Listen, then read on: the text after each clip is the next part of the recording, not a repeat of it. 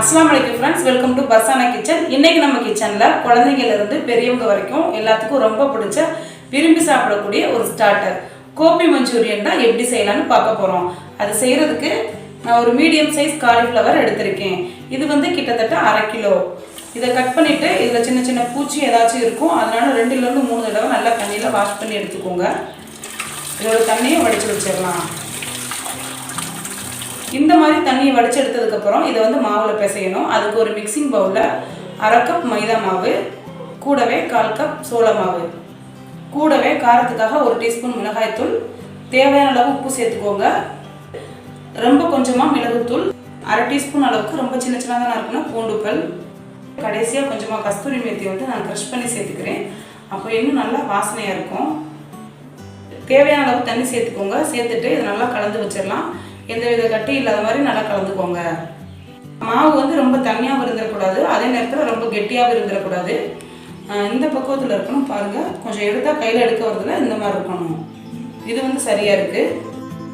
இதுக்கப்புறம் நம்ம வாஷ் பண்ணி வச்சுருக்க காலிஃப்ளவரை இதில் சேர்த்துக்கோங்க. காலிஃப்ளவரில் மாவு எல்லா பக்கமும் நல்லா போட்டாகணும், அந்த மாதிரி கலந்து வச்சிடலாம். பாருங்கள், ஒரு காலிஃப்ளவர் எடுத்து காமிக்கிறேன். எல்லா பக்கமும் மாவு நல்லா போட்டா இருக்குல்ல, இந்த மாதிரி இருக்கணும்.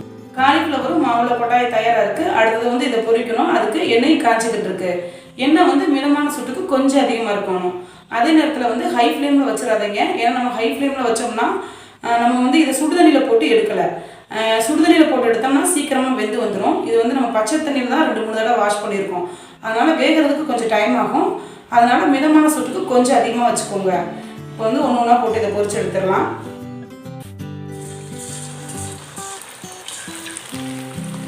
காலிஃப்ளவர் சேர்த்துட்டு கொஞ்சம் நேரம் கழித்து இதை கலந்துக்கோங்க. இது நல்லா கிறிஸ்பி ஆகி கலர் மாதிரி வரணும், அது வரைக்கும் இருக்கட்டும்.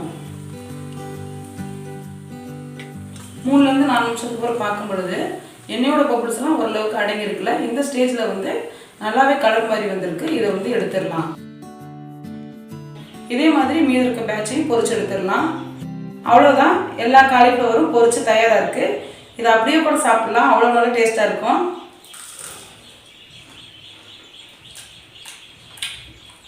இப்போவே நல்லா கிறிஸ்பியாக இருக்குது.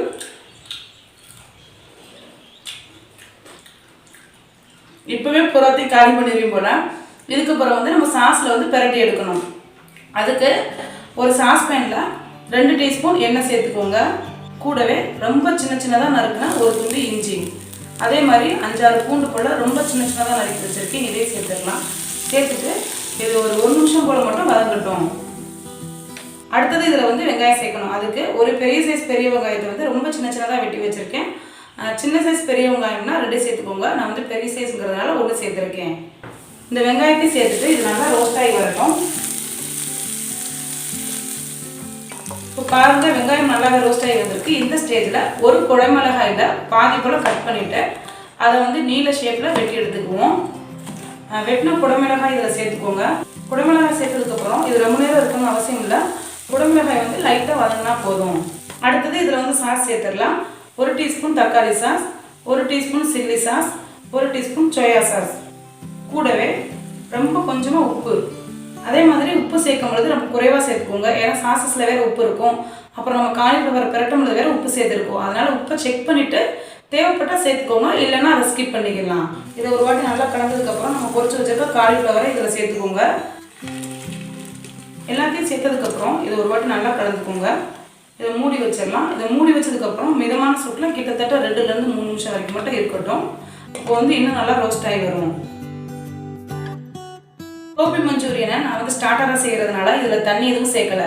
ஒருவேளை நீங்கள் கிரேவியாக செஞ்சீங்கன்னா, அதாவது சப்பாத்தி, புலாவ் இந்த மாதிரி இருக்குது சைடிஷாக செய்யும் பொழுது 2 டீஸ்பூன் சோள மாவில் கொஞ்சமாக தண்ணி சேர்த்து நல்லா கலந்துட்டு இந்த ஸ்டேஜில் சேர்த்துக்கோங்க. அப்போ வந்து கொஞ்சம் கிரேவியாக வரும். 2-3 நிமிஷத்துக்கு அப்புறம் பார்க்கும்பொழுது பாருங்கள் நல்லாவே ட்ரை ஆகி வந்திருக்கு. இந்த ஸ்டேஜில் கொஞ்சமாக மிளகுத்தூள் சேர்த்துக்கோங்க. கடைசியாக இதில் வாசனைக்காக நான் வந்து ஃப்ரெஷ்ஷான ஸ்ப்ரிங் ஆனியனை வெட்டி சேர்த்துக்கிற போகிறேன். கோபி மஞ்சூரியனில் டேஸ்ட்டே இந்த ஸ்ப்ரிங் ஆனியன் தான். அதுலேயும் இதை ஃப்ரெஷ்ஷாக சேர்க்குறப்ப இதோட வாசனையே இன்னும் நல்லா அட்டகாசமாக இருக்கும். இதை சேர்த்துட்டு இதை ஒரு வாட்டி நல்லா கலந்துட்டு ஸ்டவ் ஆஃப் பண்ணிவிட்டு அவ்வளோதான், சுவையான கோபி மஞ்சூரியன் தயார். கோபி மஞ்சூரியன் ரொம்பவே சூப்பராக நல்லா ட்ரையாக ரெடியாக இருக்குது. அடுத்தது டேஸ்ட் பண்ணி பார்க்கலாம்.